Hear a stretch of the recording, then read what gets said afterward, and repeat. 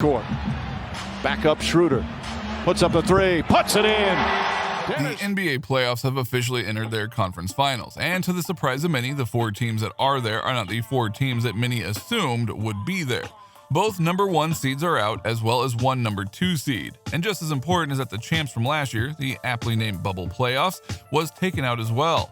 The Los Angeles Lakers were easily favorites going into the season. So how did they go out in the playoffs so quickly? Allow us to show you how the Lakers got eliminated in round 1. Be sure to like the video and subscribe to the channel. Number 4, injuries. All the lateral movements and jumping, twisting and turning required to play this game. There's no need to beat around the bush here. We all truly know the major reason why the Lakers went out in the first round, and it was because of injuries. And it wasn't that many of their players were injured within the playoffs, but rather that many of them were injured during the season. And those injuries lingered in the worst ways possible. You see, going into the season, many picked the Lakers to repeat as champs after their run in the bubble playoffs. And for a while, that prediction seemed to be coming true. And we say this because early on, the Lakers were the number 2 seed in the West and constantly challenging for the number 1 spot. But within the course of a short period of time, both LeBron James and Anthony Davis got injured. And while injuries as a whole are natural in the realm of sports, these injuries lingered badly. So much so that LeBron and AD didn't play together or on the team in weeks, dropping the Lakers from the number 2 seed to the number 7 seed. That hurt them big time as that put them up against number 3, the Phoenix Suns.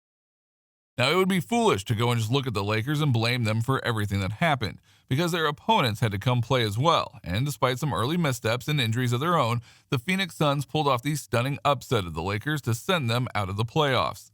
The biggest thing here was Chris Paul, because he hurt his shoulder in the first matchup in the round and had to fight through a lot of pain during the series. But he never gave up, and neither did any of their other stars like Devin Booker. Not even when they went 2-1 at one point in the series. They won the next 3 straight and were able to send LeBron and AD packing.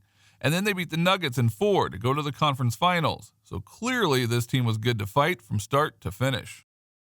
Number 2, not stepping up.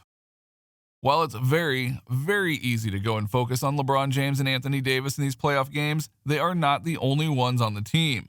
And that was another key reason that they lost. Last year, they stacked their roster in order to win, and then in the offseason, certain key players like Rajon Rondo and Dwight Howard left for greener pastures. And while many argued that the Lakers stocked up by getting guys like Marc Gasol, it clearly didn't help them in the long run. Again, they were up 2-1 in the series, and they lost the next 3 games.